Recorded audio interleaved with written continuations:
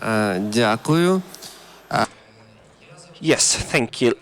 Let me ask to deliver the opening remarks. Ms. Olena Kononenko, project leader of ReBuild Ukraine.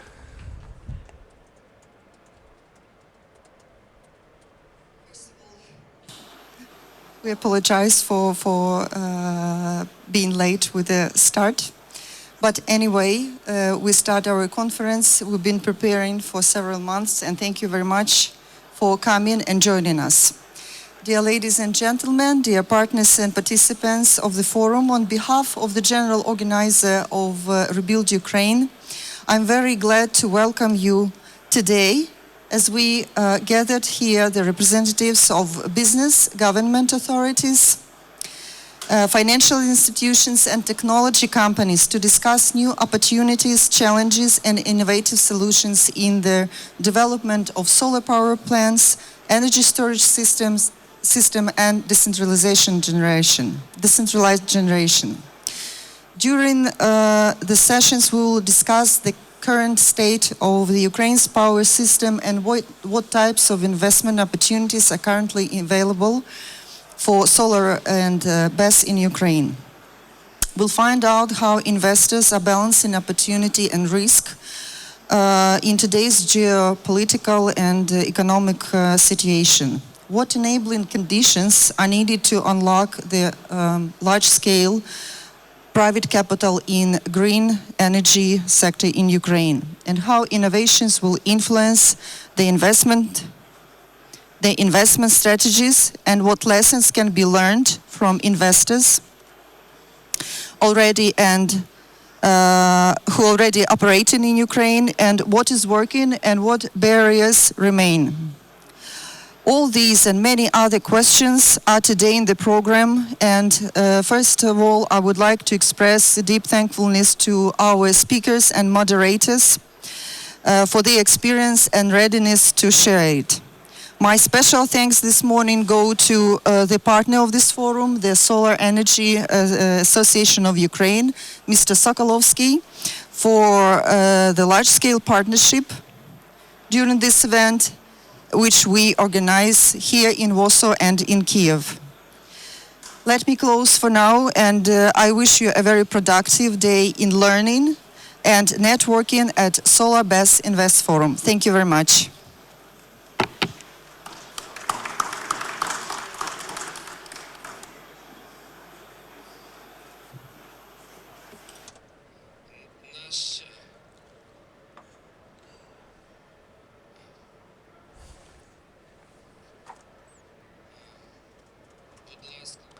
Please,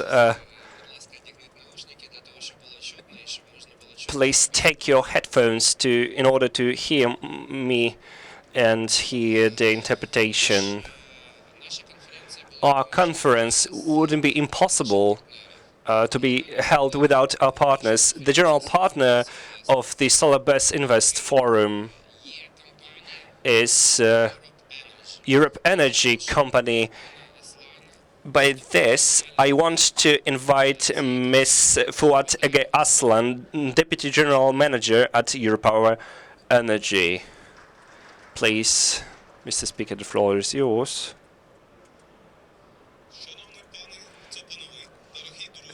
Ladies and gentlemen, dear friends, my name is Ege Aslan. I am Deputy General at Europower Energy, Ukraine. For me, it's a great honor to stand in front of you and to address such an audience to discuss the main challenges in the solar energy. I want to start from the emotions, not facts, because I'm standing here not only as a representative of a company, but a person whose heart beats in one rhythm with Ukraine. I was born in Turkey, but my new homeland is Ukraine. I studied at the technology university. Here is where my wife and children live. And while Ukraine has been facing its worst challenges, I consider them my own challenges. But also I see the power of Ukraine power of a country that must stand still.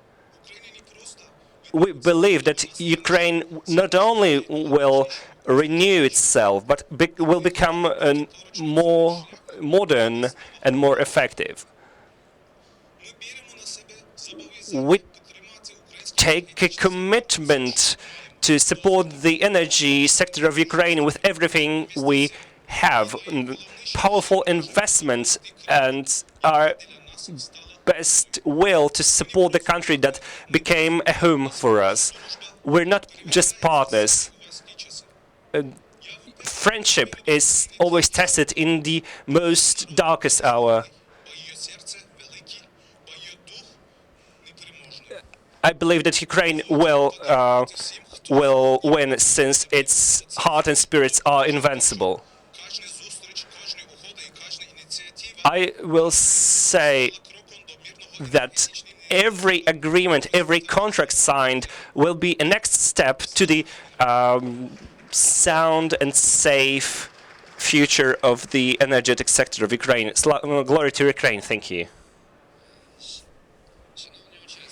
The participants will get started in a minute. Our speakers will be joining us since many of events are being held right now, and as you may probably know, we had some energetic problems yesterday in Ukraine. More attacks were launched against our energy infrastructure. The times are not easy, and this is the setup we're having our conference in. Mykola Kolesnik, Vice Minister of Energy of Ukraine, Mykola Butenko, Energy Company of Ukraine, Mr. Ege Aslan, Deputy General Manager at Europower Energy, Adam Balog, Head of Ukraine Support Unit Energy Community, Olga Pershina, Head of the Investment Policy Department of NPC Ukrenergo, David Vadapol, Director of International Affairs of the German Solar Energy Association. Honorable speakers, please take your seats on the stage. Так.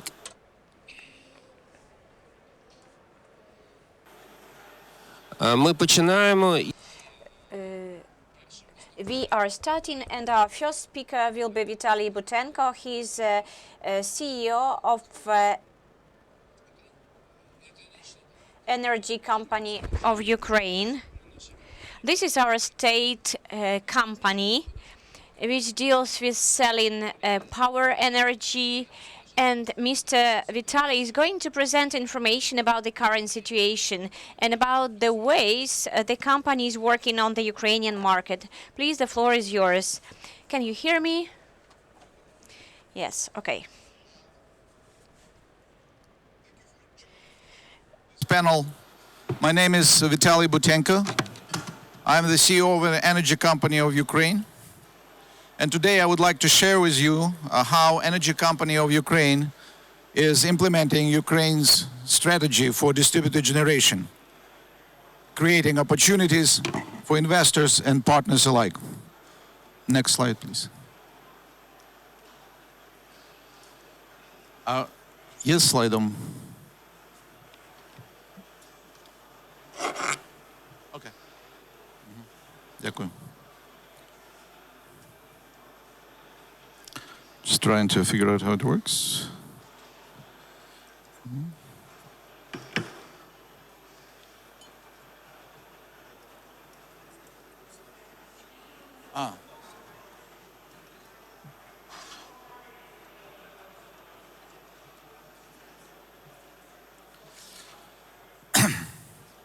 Ukraine's legacy energy system was highly centralized, but generally it was quite robust and stress-resistant in peacetime. However, once exposed to severe stress scenarios due to the war, it became clear that the centralized architecture made the energy system highly vulnerable and not sustainable. This led the Ukrainian government to develop a strategy for transitioning to a decentralized energy system to lower its vulnerability to large-scale attacks and also to boost energy independence through renewable and local resources. To reach this goal, Ukraine is diversifying its technology and integration models. The deployment includes the range of technologies, ranges starting from PV, wind, small hydro, and of course, most importantly, energy storage. Ukraine's power system will need a significant expansion over the new generation capacity over the next decade. And based on the priorities outlined by the Ukrenergo, or the national system operator, the number one focus should be on flexible generation, which the minimum required additional 2.2 gigawatts, and 1.5 gigawatt of energy storage. This need creates a significant opportunity for BESS manufacturers and investors to play a vital role in Ukraine's energy future.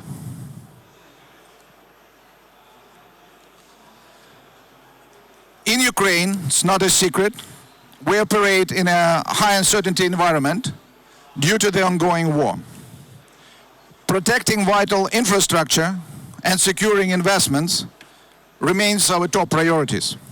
However, the flip side of this scenario is the new opportunities also emerge. In our view, those are rebuilding the modern and resilient technologies, becoming a regional green energy exporter, and of course leveraging Ukraine's vast, valuable renewable potential and skilled workforce. Ukraine remains committed to transforming reconstruction into modernization and establishing itself as a regional energy leader. At the Energy Company of Ukraine, we are creating a business model that both flexible and robust, designed to adapt and thrive in many market conditions. Think of it as a bridge connecting utilities, customers, and investors, enabling the flow of capital, technology, and expertise. The way we build this bridge is via flexible asset ownership and financing, comprehensive revenue stack, starting from energy sale, grid services, capacity payments, etc., and back-to-back technology integration, which is real-time dispatch, lifecycle OEM management, market access, etc. Our goal is to create a three-dimensional value space. For utilities, this will result in less congestion and delayed grid updates. For customers, it will lead to lower energy cost and increased resilience. And for investors, it offers sustainable returns through long-term contracts and aggregation.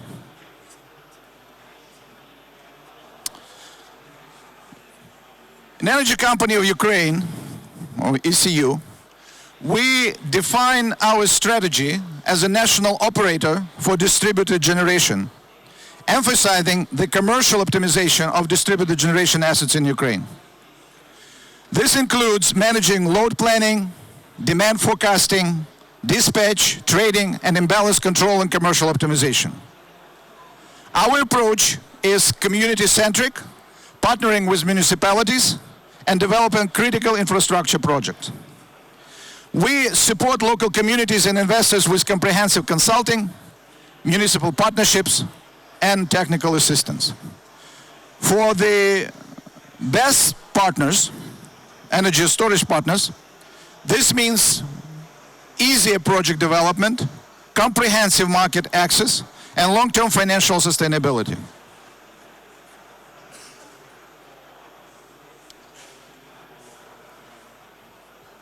At Energy Company in Ukraine, we have established the value chain for investors interested in distributed generation. The value chain is based on aggregation, cross-market commercial optimization, and risk management. Our strategy aims to de-risk investments through robust financial modeling and consistent technical support, while at the same time encouraging wider adoption of distributed generation technologies, including storage, which are critical for grid flexibility and resilience. Energy Company of Ukraine aggregates and optimizes generation from renewables, storage, and flexible assets, balancing supply and demand both on the regional level and on the national grid level. Our trading platform enables us to provide a highly efficient participation in a day-ahead, intraday, balancing, and ancillary service markets, both within Ukraine as well as taking advantage of cross-border opportunities with Poland, Slovakia, Hungary, Romania, and Moldova.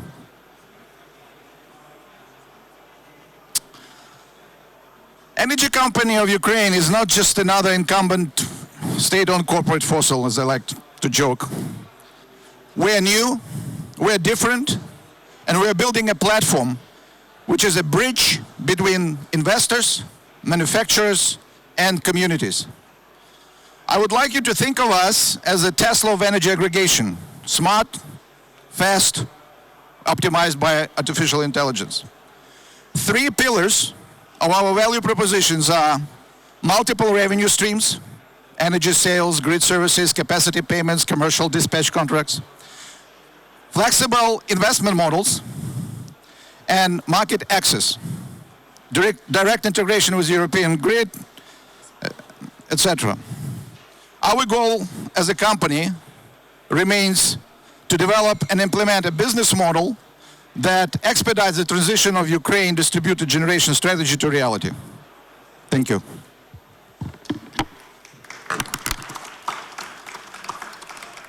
Thank you, Mr. Vitaly. Дуже було цікаво послухати про роботу. It was very interesting to listen about the work of your company.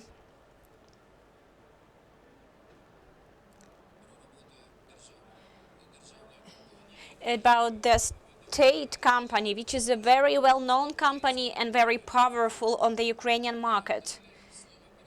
Now I will give floor to Fuat Ege Aslan. Please, the floor is yours.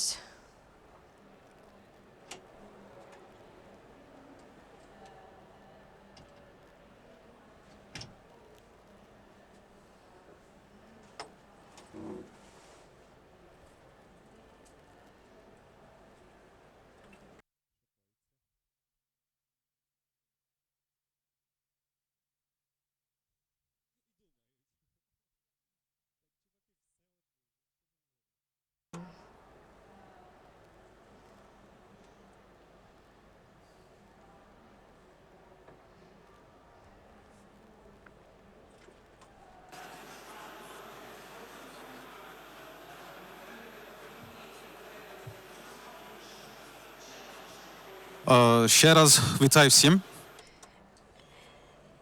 Once again, good morning. When I begin about, I will begin to talk about my group of companies. Later on, we will move on to our topic about the role of PEC companies when we are rebuilding Ukraine. Our companies, our group of companies, Europower Energy, is one of the biggest energy group in Turkey. We have turnkey projects, and we have and before the full-scale invasion of the Russian Federation in Ukraine, we were building in Ukraine more than 400 megawatts of solar power. In Zaporozhye, together with DTIC, we have built the first complex system, 1 megawatt, but it was before the war. And we also have plants, 9 plants in Ankara. All of them are used to transmit and supply energy power and to produce energy power. We also have a plant in Odessa, but it's not functioning at the moment. But still, we hope that it will function after the victory. So can we start with the presentation? As you all know, before the war, there were some infrastructural challenges in Ukraine. And in 2015, the Cabinet of Ministers launched a reform that was aimed at modernizing energy system. But the situation before the war was such that 95% of all thermal power plants, they were quite obsolete, and many of them have worked for more than 40 years, and 78% of their different types of plants basically shouldn't have worked by that time. But then this tragedy started. You've seen so many times pictures like this, but this is a reality, and we have faced such reality. And you know that we have a lack of power supply at the moment. Energy is a source for every one of us, so we lack energy at the moment. And after we saw what happened to energy supply system in Ukraine, we realized that everything should be new. And how we are going to implement that? We know that GOS standards are not applicable anymore. We have to transit to IEC standards, and therefore we have to move forward.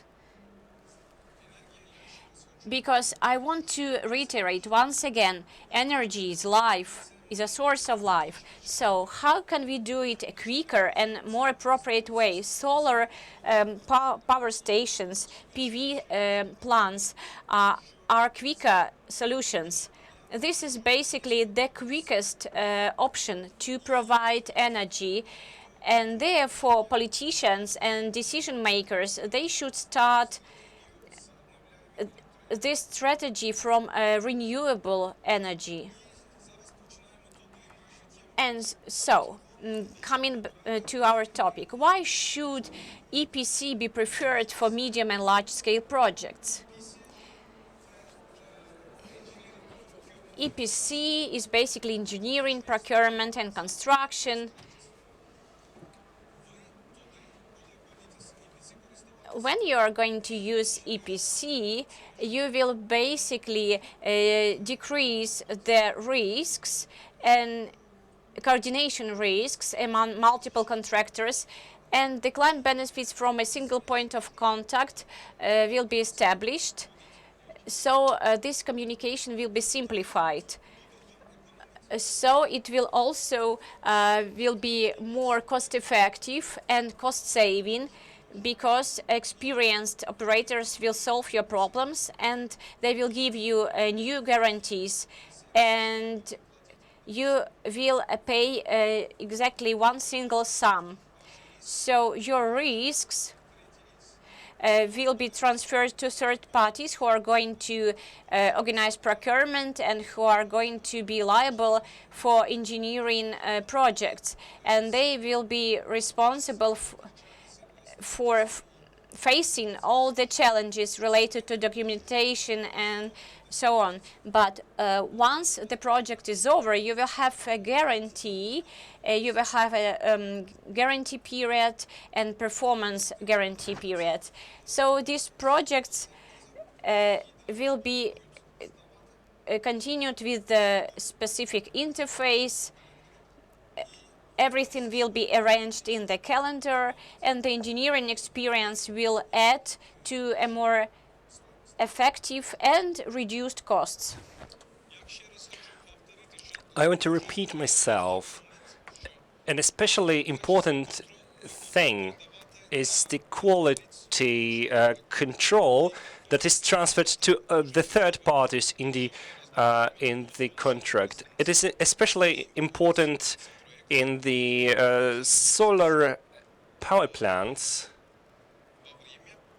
If the construction is finished in time, then the power plant would be commissioned.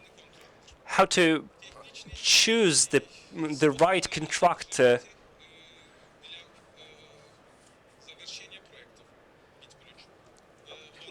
So first of all, they should have reference projects. The contractors should also have their own in-house engineering solutions,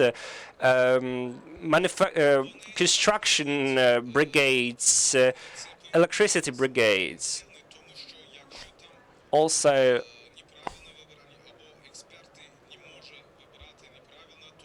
if a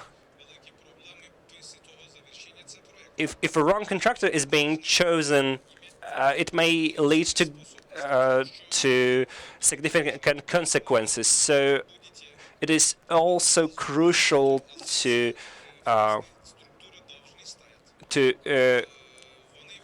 that the contractor has sufficient financial capabilities in order to receive bank guarantees and loans for the project. And one of the most important parts of the whole project is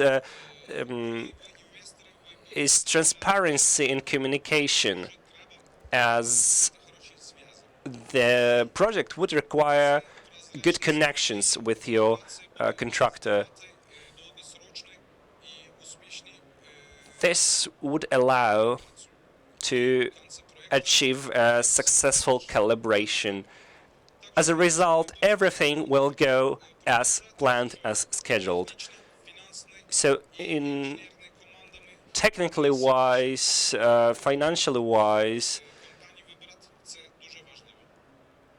is the most crucial criterion while choosing the contractor. Then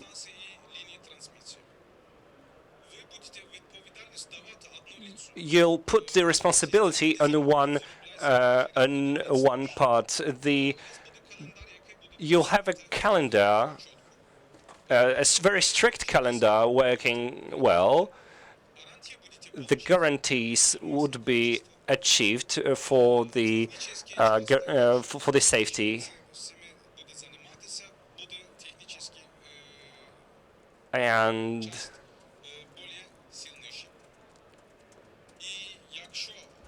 if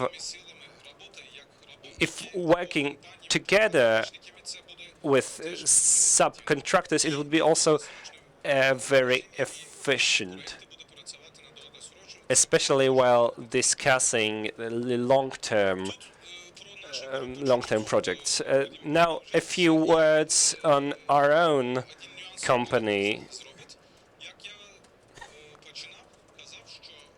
When starting my speech, I said that we provide both ready-to-go projects, and also we do cooperations. Both options have their pluses. In a group, group cooperation gives you more flexibility, and you're able to cooperate with very experienced groups. Quality and standardization.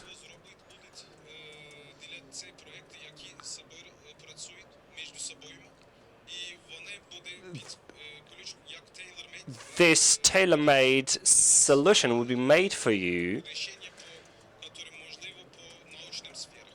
Also regarding the science field, risk reduction is one more thing.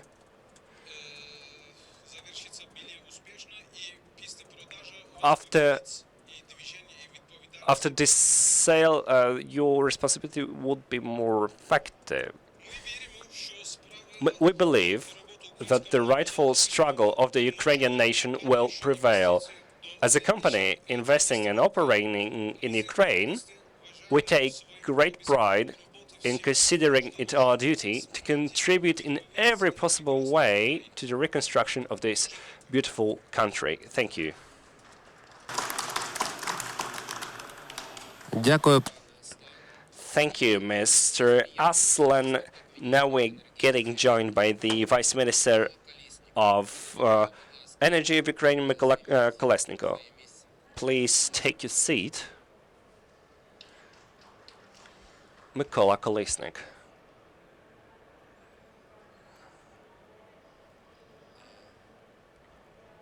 Доброго дня.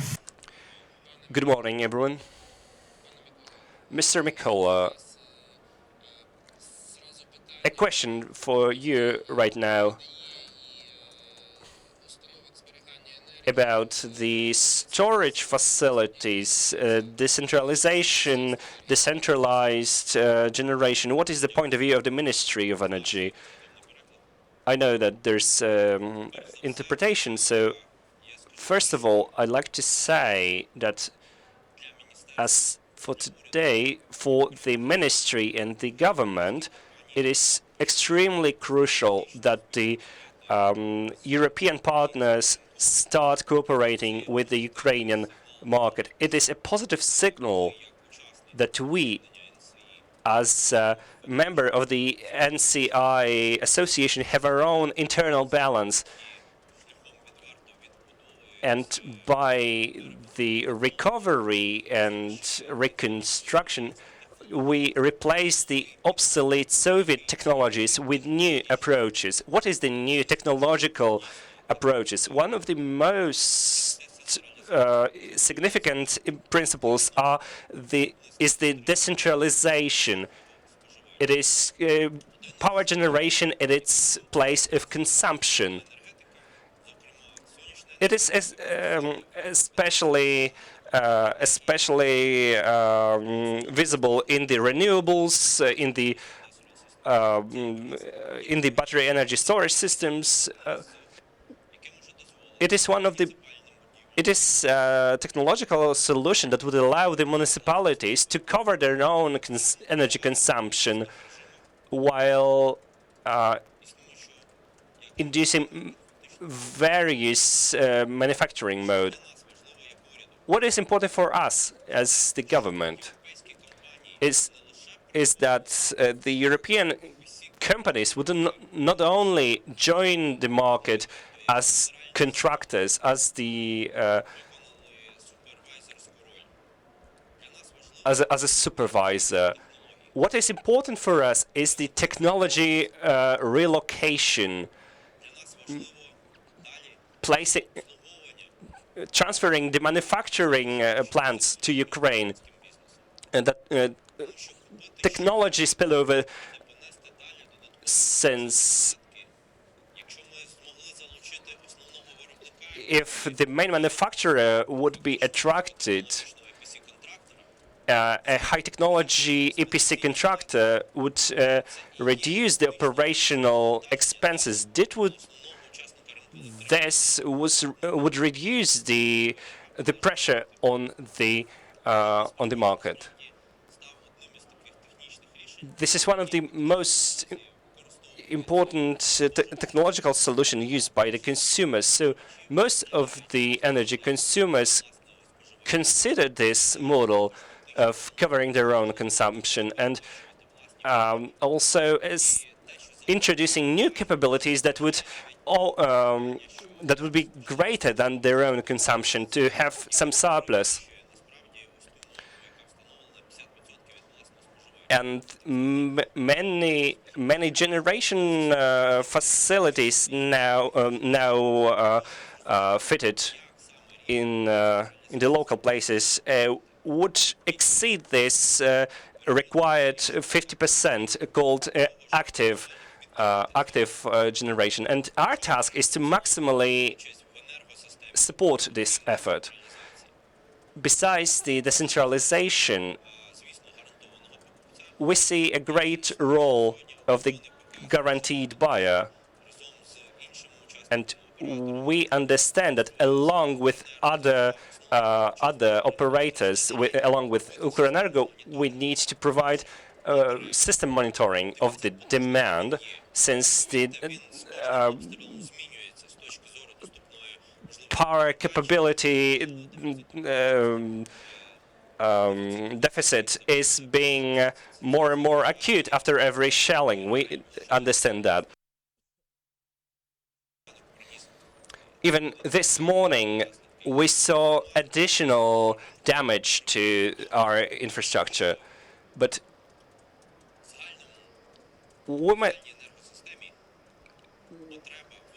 we need to balance the grid. This could be achieved by the energy storage systems. It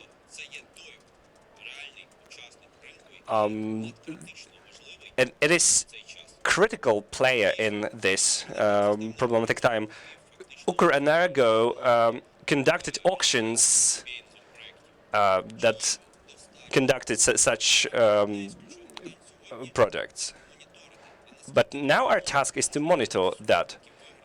If the ordered power is being actually delivered, since after those competitions, those auctions, our will is to have more of power in the grid, but it is not obvious that it's being done.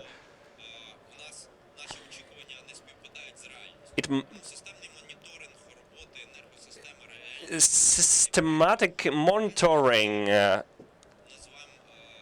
is now a forced requirement, since in a year and a half we'd like to see more power in the grid. More on top of that, the energy storage system is not only considered with the industrial photovoltaic plants for own needs. It is also considered to balance the grid as all when the energy is in surplus in the night. But then, in that case, this system operator should conduct an analysis. What parts of the energetic grid would have transmission capabilities to actually transfer this power to the storage facilities, and this combination would work along with the commercial dispatcher mode, and this would assure us that the grid would be operational no matter the circumstances.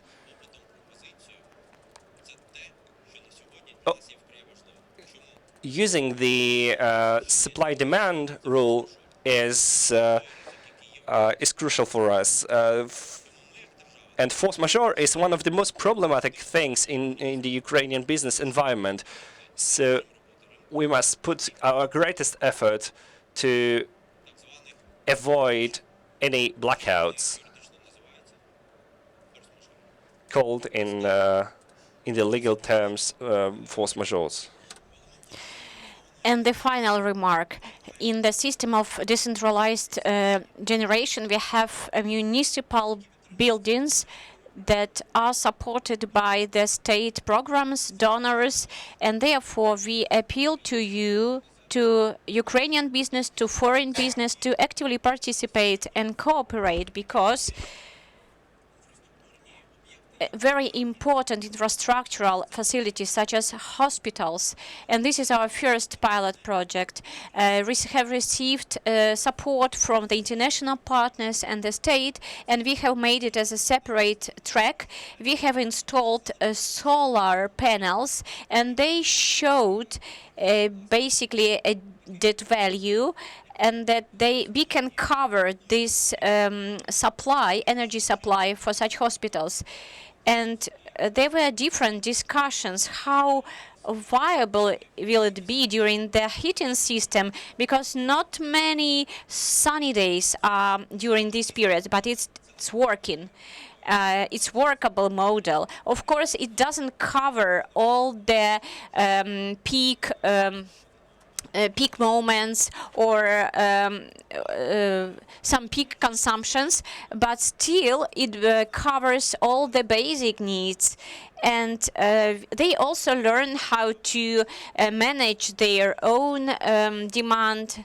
And every facility, municipal facility, having automatic management systems can basically forecast their work. And therefore, we appeal to you to join us, because this is basically a critical demand, a critical need. We try to tackle together with you daily problems, and we can show and demonstrate this solidarity. And together with you, with partners, we can live through this heating system and cover this short-term need and long-term needs of the power market. Thank you so much. Thank you, Mr. Mikola. The role of Ministry of Energy is hard to overestimate, especially during these very difficult times. And of course, you have to collect information to share experience. So the question, in what way potential investors who want to enter the Ukrainian market, in what way can they communicate with the Ministry of Energy? Can they have some official channels through the website, through the officials of the Ministry of Energy? Please tell us the channels of communication with your ministry. Yes, of course, I can tell about that. Frankly speaking, we are against corruption. We do not tolerate corruption. Therefore, communication is open. I think that half of those present here know my phone number, and so many colleagues of mine. But in order to manage a very big amount of information on a daily basis, we, as any other institution, have some internal departments, but some priority tracks, except for solving some red tape things, they require thorough analysis. And we have also to keep reforming our system, and therefore we need special people with expertise who help us in engaging some experts. So we have some working groups where we can join all system operators, participants of the market, and the buyers, because basically they are entities which implement the strategy. So the best contact is to be a part of our working groups, of our working meetings. On our side, we have responsible people. For example, Vladislav Maksakov, I'm sure you know them. These are officials who are directly responsible for these directions. They officially take part on behalf of ministry. They openly communicate with all market participants as to analytical data, as to problems and challenges on the market, as to what needs to be regulated, where market requires support, or what long-term programs in planning we need to envision. Thank you. We all need information.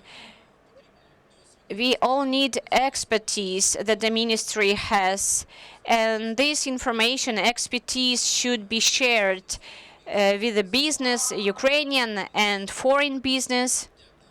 Thank you so much, Mr. Mikola.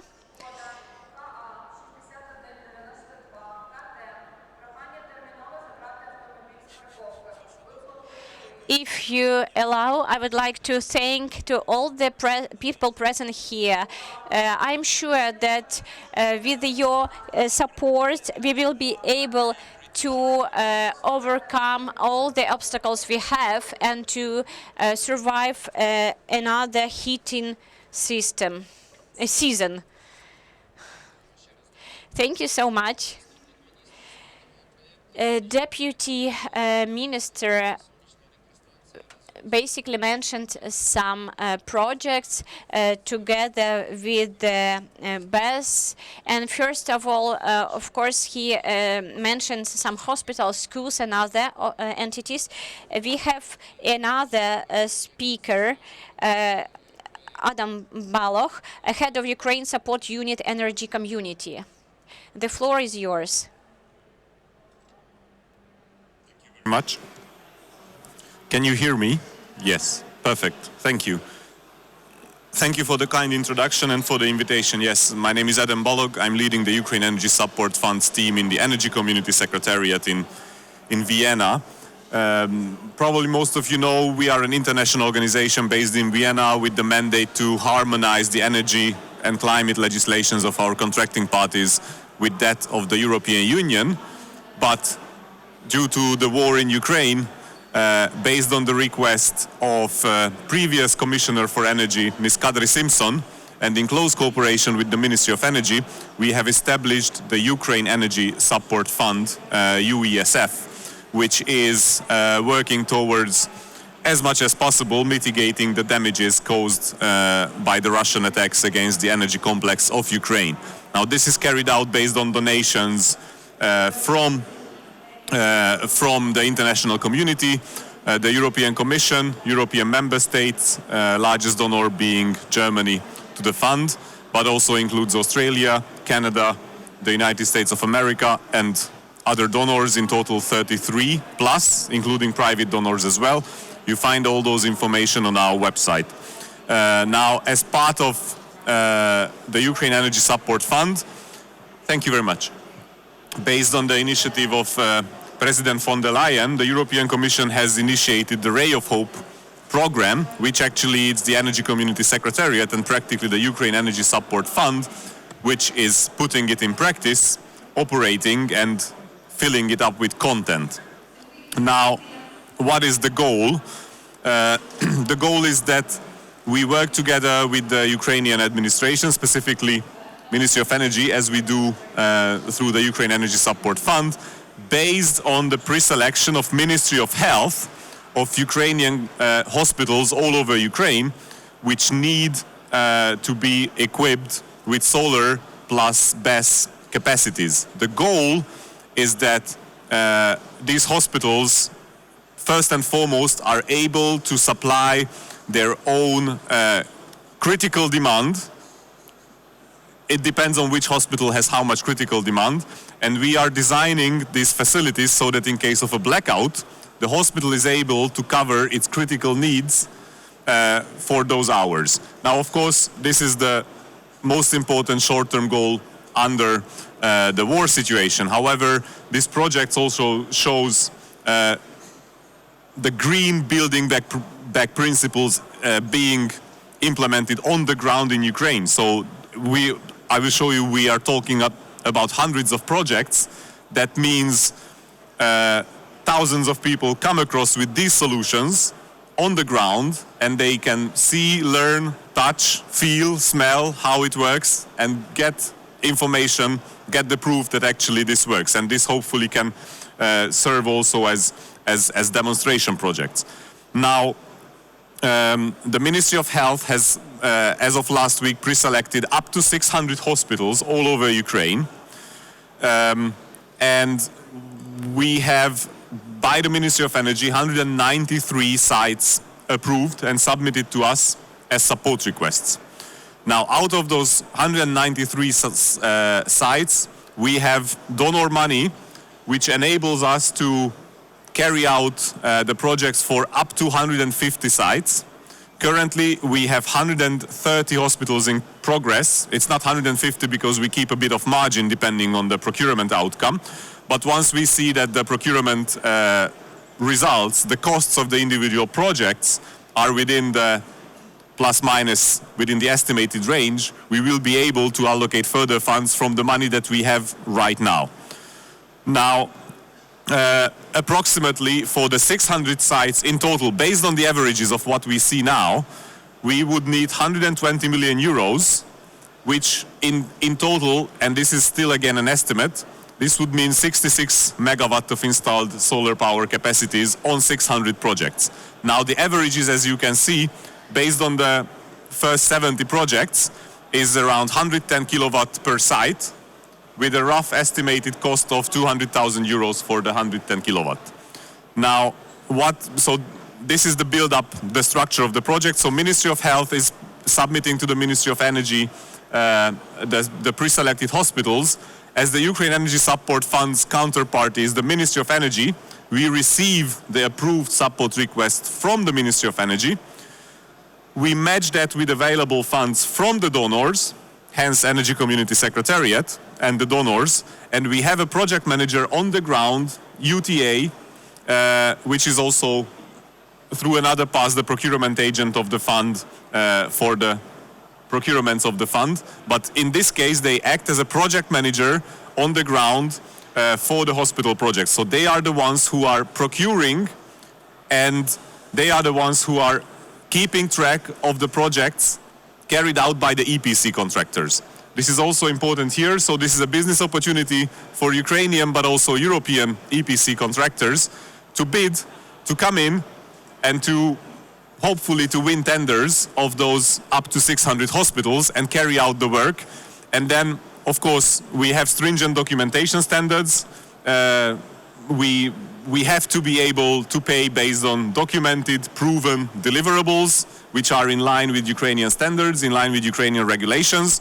But it's very important to note, because we hear some noise in the community, it's very important to note that in the moment that the procurement UTA project manager writes out the request for quotation, the tender on our website, the money is on our account, dedicated for that project. Once an RFQ is out, we cannot spend that money on anything else. So if an EPC contractor comes in, you can be absolutely sure that the money is there and we will pay you, provided that you carry out the work in line with the offer, in line with the Ukrainian regulations, and very importantly, in line with the quite straightforward documentation requirements which are defined in the RFQs and in the contract. We have to have the trace of deliverabilities, we have to be able to report back to donors, we have to be able to report back to the Ministry of Energy, and we have to be able to safeguard the structure for potential fraudulent intentions, to put it like that. And this is the reason why we take documentation seriously and we pay once the work has been carried out and documented accordingly. Now, this is an overview of how the process goes. Ministry of Health selects the sites. The project manager carries out a feasibility assessment. Based on that feasibility assessment, we understand what is that technical specification which the hospital needs. So the hospital defines the critical load that they have to be able to supply in case of blackout. Of course, the roof is checked whether technically it can bear the load of the PV panels, whether there is site for battery electricity storage, etc. Then the procurement is written out based on the findings of the feasibility. Then, of course, there is the procurement process. EPC contractors come bid. One of them wins. They carry out the detailed design and they install. We pay, and then the asset is commissioned and produces for the benefit of the hospitals and, in a larger term, for the benefit of the Ukrainian grid as well, because that also means that it's distributed generation locally and it's not coming from the large centralized plants which are vulnerable to attacks, as we have unfortunately seen. This is the overview of where we stand now. So as I mentioned, we have currently funds allocated for 130 projects with a bit of margin. Probably we will be able to do 150 with the money we have now. 75 tenders are launched. These are launched on our website, Energy Community Secretariat's website. I hope or think presentation would be available, but if not, please contact me and we will send you over the link. We have 51 contracts signed, meaning that 51 projects are ongoing with the EPC contractor, and 20 projects are already generating electricity. Deputy Minister Andarak has already seen projects on the roof in the Kiev region, and yes, the number is growing of tenders, of contract signed, and of generation commenced on a weekly basis. Yeah, this is numerical overview of the capacities. Currently, yes, the first 20 where generation commenced has a 1.7 megawatt, contracted almost 6, tendered 7.6, and the 130 in progress is 14.3. But the whole entire project, provided that we have additional funds, would reach 600 hospitals with approximately 66 megawatt. Expected annual generation based on the pre-feasibility studies which have been carried out. And yes, this is a recap of what I mentioned. 32 million contributed. As I mentioned, we would need further donations from our donors to come in. Some photos of the already installed projects.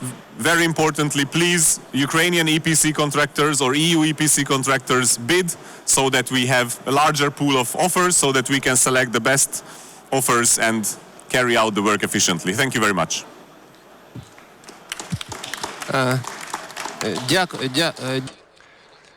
Thank you, Mr. Balak. Thank you, Mr. Balak. Thank you. I got a question for you. Who did the initial assessment about the needs in consumption, choosing the hospitals before inviting any installer? Because those hospitals lack of specialists who would be able to provide such an assessment, such a report.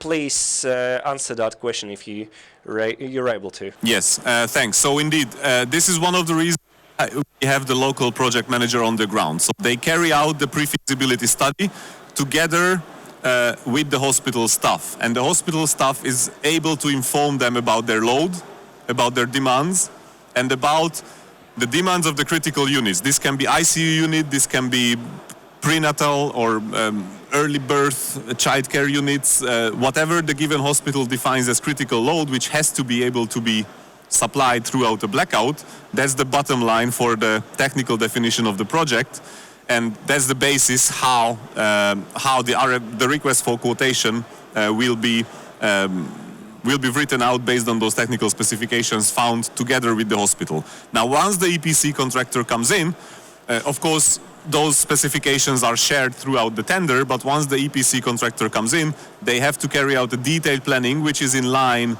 with the Ukrainian corresponding regulations, be it on whole Ukrainian level or on municipality or oblast level.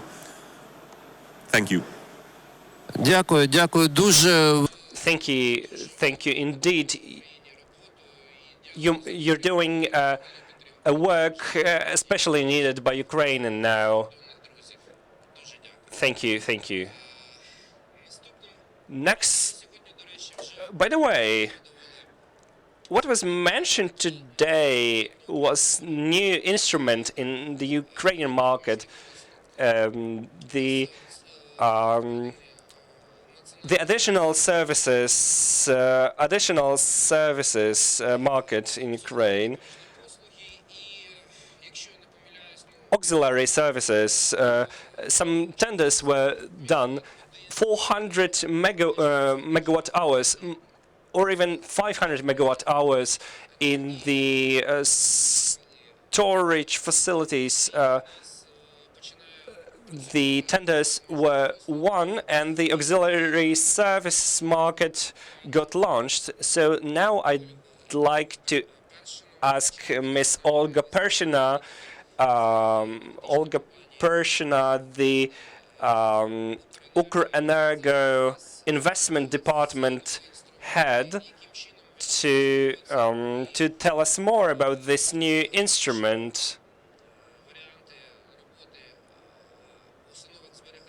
and the other aspects of the battery energy storage systems in Ukraine.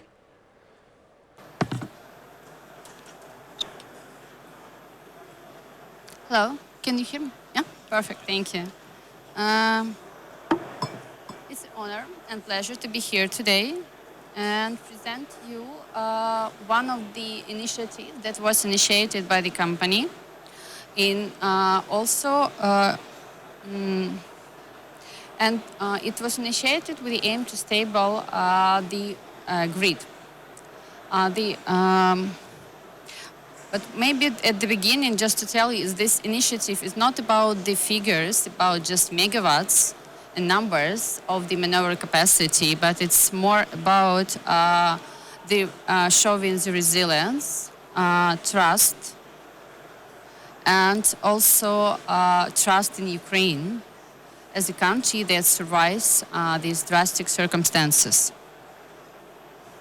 And moreover, it's also about the trust in Ukraine as the country that is coming to the aligned European energy market.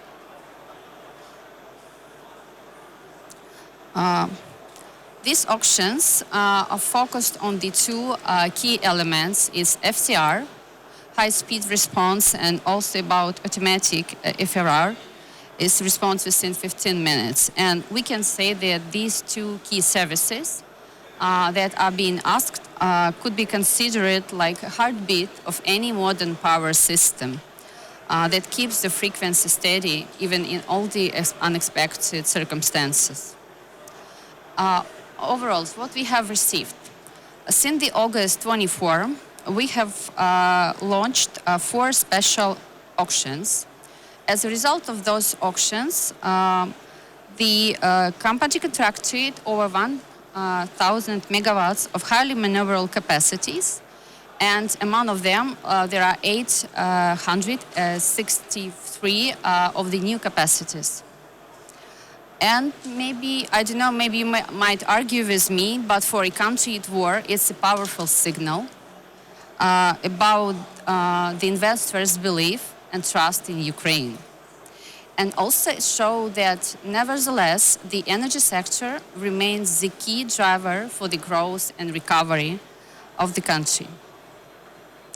What these contracts are about? It's the 5-year commitment, and it's ensuring the stable returns for investors, because it's long-term one. And also, at the same time, it's reliable reserves for the Ukrenergo as the system operator. And it was also mentioned by the Mykola Kolesnik, it's not only about the traditional generations, but it's also about the battery energy storage system. And this is exactly the technological shift that brings closer European model of the balancing market to Ukraine. Okay. This, you see somehow the overall, how the results of this auction.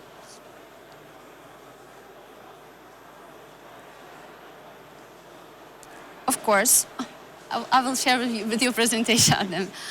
Of course, it was not that easy. There were some, the companies faced delays with the delivery and receipt of equipment. Of course, there were some issues with the project structures, with the project implementation, and also there was changing priorities as well. Having understood this, Ukrenergo, together with the regulator, NERC, have established assured deferral services of the start days of the second auctions. And we also, as a company, actively supported each and every investor on the process with our technical consultations and flexibility. On a general, what we are having today, it's more than 30 companies have already joined the ancillary services market. Some are still finalizing the certification or construction, but momentum is strong.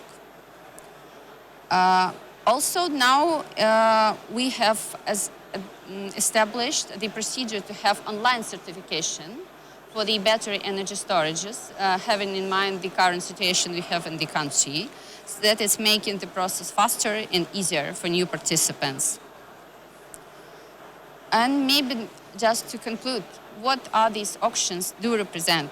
They represent the determination of the country and as well, especially energy systems of it, to go forward, even under all these difficult circumstances.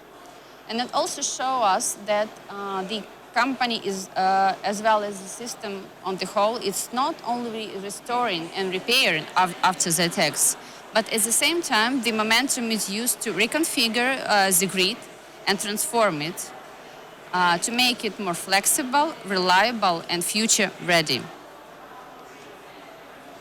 Yes, thank you.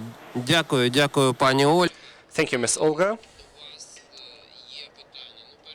One question addressed to you. Is Ukrenergo about conducting more auctions? And on top of that, there are many debts in the Ukraine energy market. How to avoid any additional debt buildup for the auxiliary services? It will be reviewed in the meantime, and we'll see how the overall situation develops. We're still monitoring the results and see how the market will react. As for the payment situations on the ancillary service, indeed, we have issue there. But as I mentioned, we are in close communication with the NERC in this regard, and the funding for to pay for investors for the services is will be included in the tariff of the company. And overall, we also would like to improve the financial situation as well on the company as well. Дуже дякую. До речі, Thank you indeed. I'd like to add that our national regulator, NCAREC, is considering proceeding a new tariff for Ukrenergo for the next year, and we hope for the best in terms of the avoiding the debt buildup for Ukrenergo and the consumers. Our next speaker, Mr. David Vedapol. Just before the conference, we had a conversation with Mr. David, and Mr. David is representing German Solar Association, whose experience is extremely needed right now, since we look closely into the development of Polish and German solar energy markets. We also have acquired a great experience in reconstruction of energy facilities and replacing the destroyed sources by the renewables and battery energy storage systems. Mr. David, please tell us more on the current state of the solar energy market in Germany.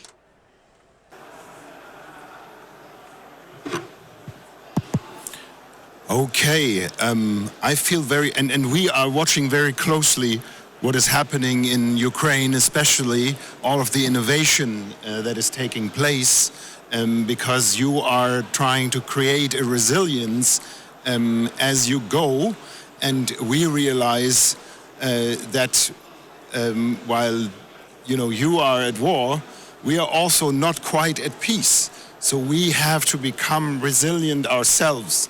So the exchange that is already there and that has taken place in the last couple of years, I think has been very fruitful for both sides. I feel very humbled having, speaking here and hearing about the challenges that you are facing on a daily basis. But indeed, and you can see that from the image here in my slides, some of these systems are more than 20 years old and running. So, there is a reason, even though it might sound odd, to talk to Germans about solar. Yeah, I think your irritation is better. But, given that we started in the 1990s, we have some experience in building up those systems.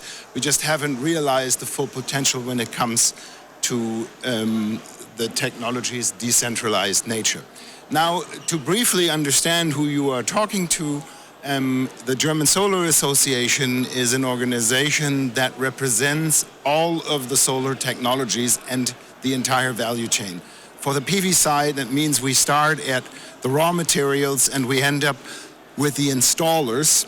And the installers are particularly important because Germany is an on-roof market, so it's very labor-intensive, the installations. There are many small companies. And of course, manufacturing, we have lost much of the manufacturers, particularly in the area of module. We still have inverter manufacturers, machine builders, people who make cables and balance of system and so on. So that's all part of our value chain. And then, of course, the EPCs, some of them are here, contractors, financiers, and so on. We also do solar thermal and concentrated solar power. And what we don't have in our name, and is the biggest part now of our membership apart from PV, is batteries, batteries, batteries. And I'm going to talk about that program very soon. But why is there a world map? Because we are a lobby organization that works to improve the framework conditions for our members, much like our partner, the Solar Energy Association of Ukraine, towards our government in Berlin and in Brussels. But we also work internationally and always have. Why is that? Well, we have about 1,100 members, and Siemens Energy is also a member, but abroad, they don't need us. But the small and medium-sized enterprises that are the backbone of our sector in Germany, those need us when they look at foreign markets. And I remember looking with our companies at the Ukrainian market. Remember 2018, 3.5 gigawatts, we became interested in the market at the time. And one of the things is there's some experience in Germany that are relevant, but there's some experience our companies have in foreign markets, namely when we work with islands. Yeah, and that may sound strange, but we work in some parts of the world that are not fully electrified, or where, like in Indonesia, there are a lot of islands that need a 24/7 supply. And I think it would be very interesting to hook you guys up with these technical guys, particularly in what you're trying to create, islands of resilience here. So I look forward to doing that. Here's just a bit. No. It doesn't seem to be working. Could you put the next slide on, please? Could somebody put the next slide on, please? Yeah. It doesn't matter. I can talk without slides. So, as you know, yes? Yes? As you know, Germany is a bit of the fatherland of solar. I always have to be a little bit difficult if you're German and try to be funny. Because we started out in the 1990s with small on-roof systems. Those were the sector in Germany that works. And the reason for this is there's a long history in Germany. If you look back even further, before we started with solar, Germany was, in the 1970s, at least West Germany, what China is today, the workshop of the world. So we had a lot of local air pollution, water pollution, acid rain. We had an environmental movement. People were looking for alternatives. They found wind, and eventually they found solar. So our market is interesting because a lot of things happened first in our market. We were the first to reach grid parity. We were the first to have an industrial size application. The first country that moved to make panels and inverters on an industrial scale in the late 1990s, when Germany was 60% of the world market. Of course, that position has been taken over by China today, which now is almost 60% of the world market, also in application. And we started very early on the batteries, 2012 with the battery program. So where are we today? The second quarter of this year, renewable energy generation in Germany, if you could put on the next or the slide after that, would be really cool. Then renewable energy generation in Q2 25 reached 67% of our electricity sector. So that's quite a bit. 14 to 15% of PV, but that's through the entire year. And as people like to stress, well, the wind doesn't always blow and the sun doesn't always shine, but they forgot that there's batteries. So anyways, if we are looking at the German market, I'm now going to give you numbers without visuals because there are no visuals. Yes, please move on. Thank you. Further, please. Next slide, please. Fantastic. So we are at over 102 gigawatts, on par with a small country like India. When it comes to the installations, we have added between 2022 and 24, 25 gigawatt capacity of rooftop. In the year 2023 alone, we built 1 million residential system with a combined power of 7.5 gigawatts. So that's why it's an interesting market to watch, not only for investors, but because of its decentralized nation. And we stand now at 5.5 million systems. I'm going to talk to about plug-in balcony devices because they're the new kid on the block. Officially, it's 1 million systems. Unofficially, I can tell you people don't register them. So we're more at 2.8 million. And we are at 25 gigawatts of battery storage. As we said, we started in 2012. All of these are also pretty decentralized. So this is our market. We have the capacity addition in 2024, so last year compared to 21. And you see that new kid on the block on the bottom, if you can see that, the plug-in devices, just because they are new. Our market is at a size of about 17 gigawatts per year. About half of that used to be on roofs. We are moving towards commercial and industrial application and on-roof. And we are seeing that the market has slowed in residential, where it has picked up in commercial applications, it has picked up in utility scale and the plug-in systems that you can basically buy at the Home Depot at a hardware store and install yourself. These are very popular. We are also seeing, this is the latest data in 25, that we are seeing a shift away from residential. And to be honest, this has a lot to do with Ukraine.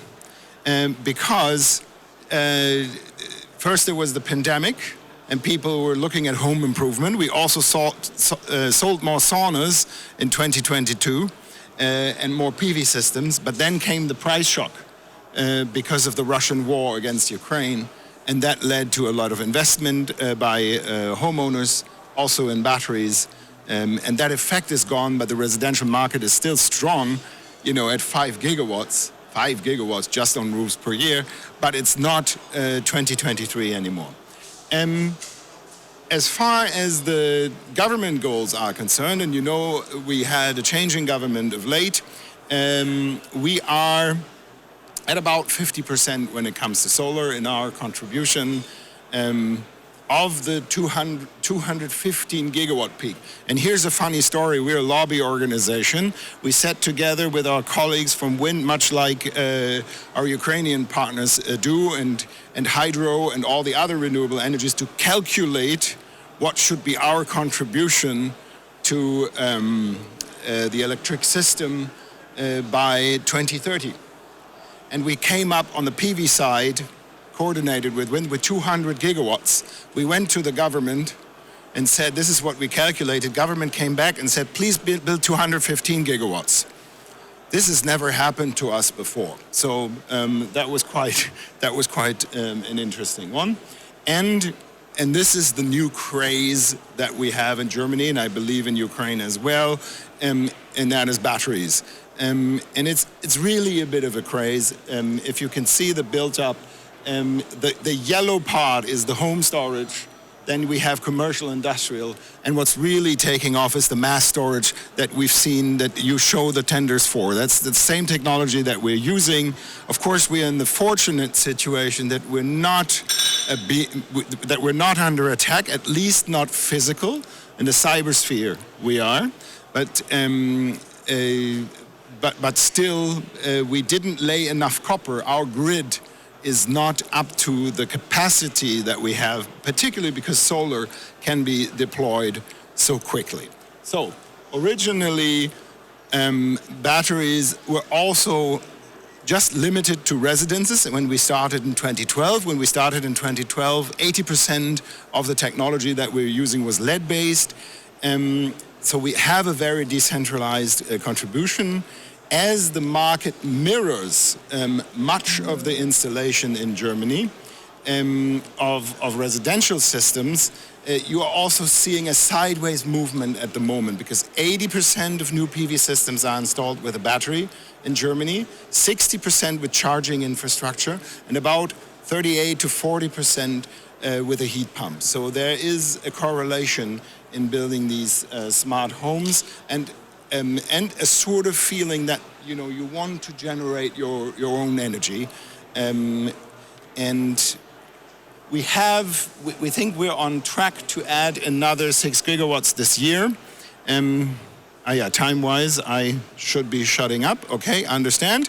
Let me conclude. These are the storage market slides. We're of course going to leave the slides, but to have a resilient market, you need proper framework conditions. I know that Ukraine is working on making that happen. Investments in battery and solar are always up front because you don't burn anything. You don't buy a generator and burn things over time. And I want to stress, you need people to design, to plan, to build and to maintain these systems. So skilling is very important. It is a strong suit of Ukraine, but we had some challenges with people being able to move, as you know, from oblast to oblast, and of course the strain that the war is taking.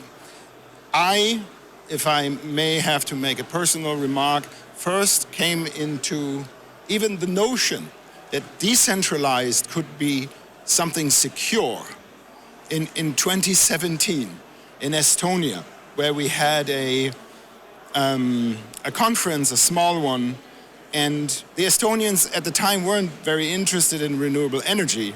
But when I showed them, back then we didn't have 5.5 million systems, we had 1.6.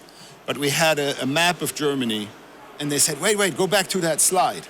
What do you mean? You have 1.6 million generators decentralized, no single point of failure. And this is when this notion sank in, this could be a security feature.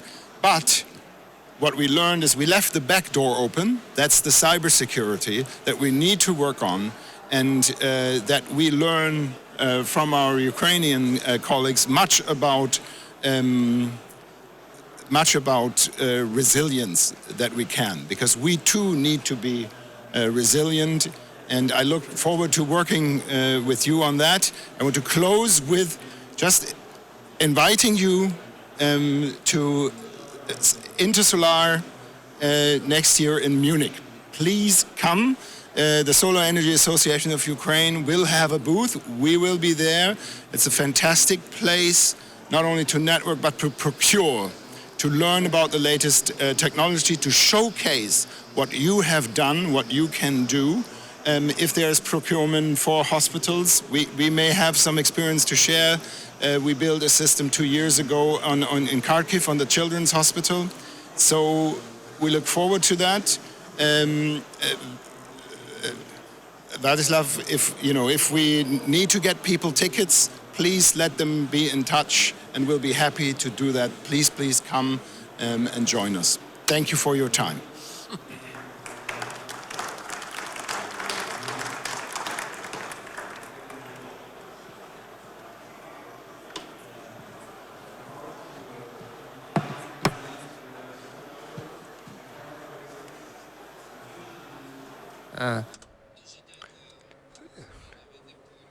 Thank you, Mr. David Vodopol.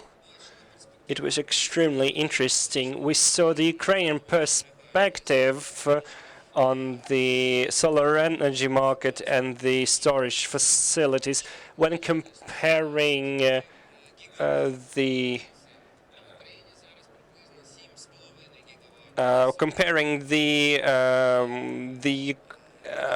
German and Ukrainian generation capabilities.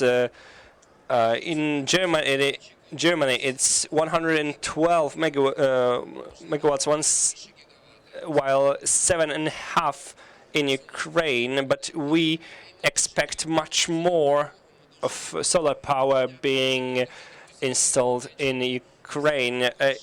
Thank you. It is great to have such great friends, both in Germany and Poland and other European nations. In Ukraine, it is toughest for just regular people living both in big cities like Kiev and Kharkiv and in the rural areas. Your help provides some relief to the problems.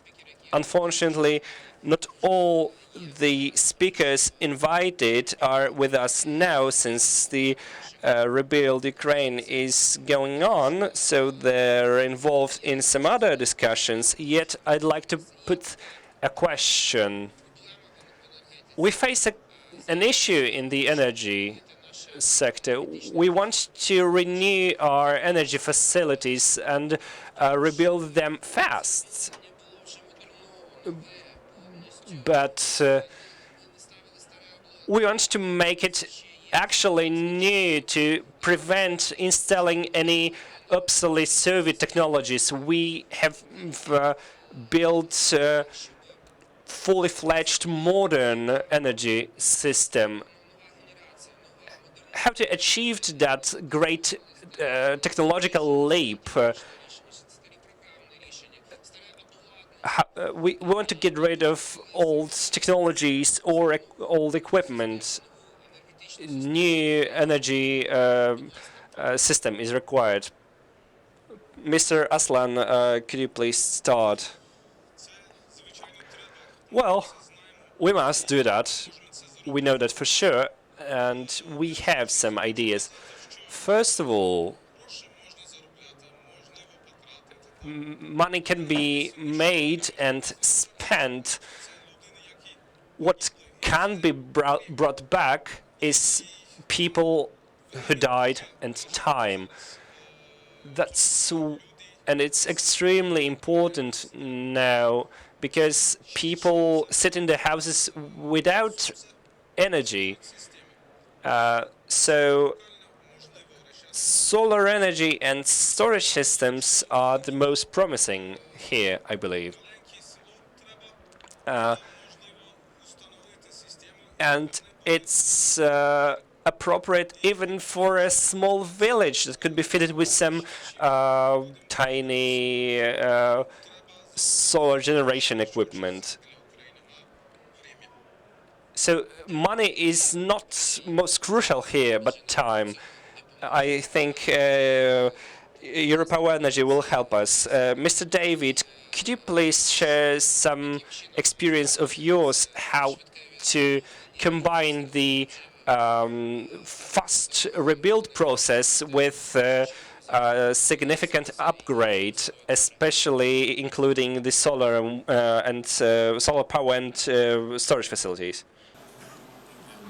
So one of the things, I think there's no single solution, but you have to look at it from a systemic point. You have to build a new system that is built on the fact that most of your resources are going to be fluctuating if they are solar and wind, and they're difficult, and we have that experience, for instance, in the UAE, to combine with nuclear, which is part of your fleet, but you can't even get to some of these assets at the moment. So, for instance, as you said, decentralized, linking up decentralized systems that can black start if the power goes out and create a resilience grid. Yes, that is one thing. The quick and fast installation of solar. But don't forget wind, don't forget biomass, biogas, which can work all the time. Combine it with gas. You have existing gas infrastructure. Utilize it. If you get rid of thermal plants, do not, while they may not burn coal anymore, you may use their generators. And we are seeing this happening, for instance, in the UK and in other countries, and we're looking at doing that.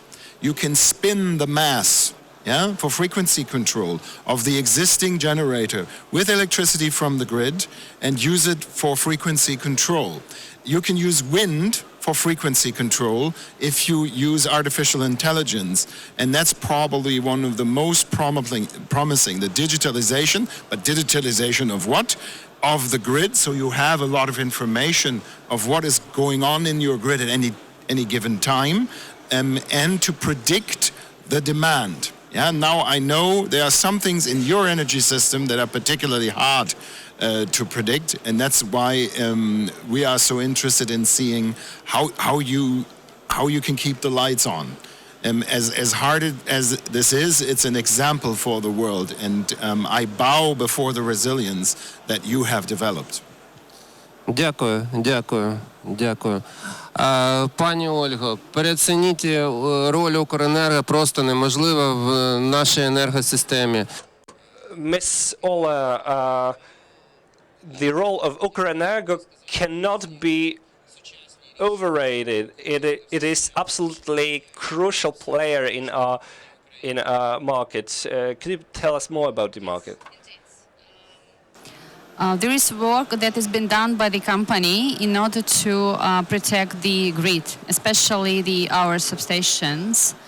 To be frank, a lot of data in this regard is classified because of the current circumstances we are living in, but the company are doing everything possible in order to protect the key equipment that is on substations and to withstand the attacks, especially from the Shahed drones and all this. On the other hand, we are looking for the innovative approaches regarding not just the high voltage equipment, which could be hardly protected, given the amounts of attacks that we have, but also with regards to the relay protection and main control devices as such. But on the overall, in the longer term, I could only echo to my previous participants of the panel that the decentralization is the key. Indeed, we have to look at it as a solution, because otherwise, when we have one big thermal plant unit or whatever it will be easy it could be easy attacked, and then it could be destroyed, and there is a vast majority of population and business will be out of power. But when each and every city, town will have smaller scale generation units, they will have the reliable supply.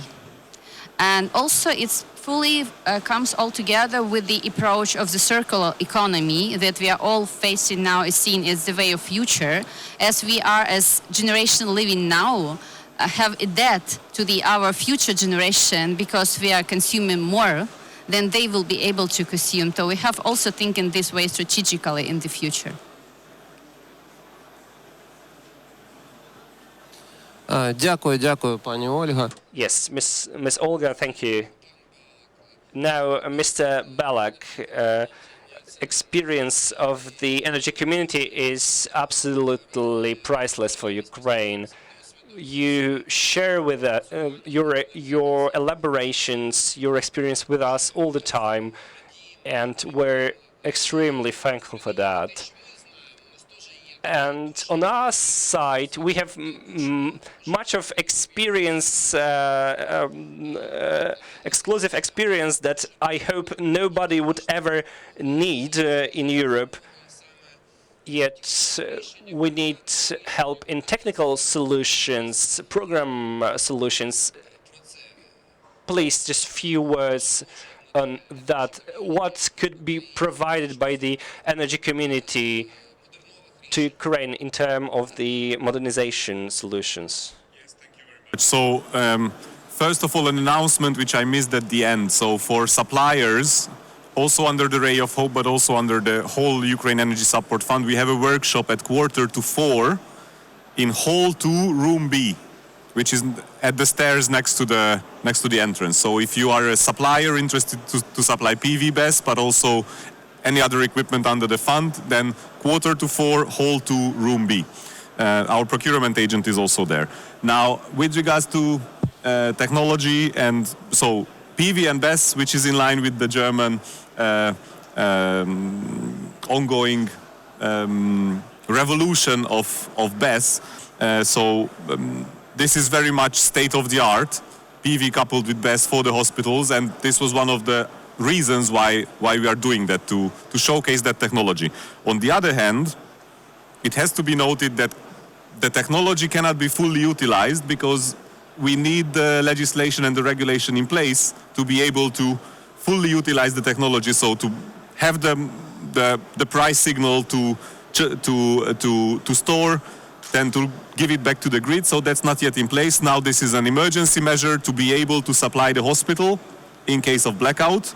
But there is much more to these assets which can be done, provided that the legislation and regulation can move forward. Now, in that sense, the Treaty of the Energy Community is quite important because, of course, we have all the climate regulation, NECP, all that, but we also have the electricity integration package, not directly linked to battery electricity storage, but that is bringing the Ukrainian electricity market to be coupled with that of the European Union. So be part of the European electricity market as such, de facto and de jure, without the Ukraine being a member of the European Union, but acting on the electricity market as if it was. And that is providing market signal price signal for the whole economy, cost reflective price formation. Of course, it's difficult now. We are under the war, but this reform is ongoing. The RADA is the bill is there. It's ongoing with the full support of the Secretariat. And one more point. We are only buying new equipment, be it distributed generation, it worth hundreds of millions both to a number of companies for the damages of Ukrenergo, where we buy transformers, high voltage equipment for the Oblenergos. This is all new, produced recently, and in that sense it represents a technological step compared to some of the equipment which has been there for decades and is being replaced with new up to the current standards technology. Thank you very much. I stop here.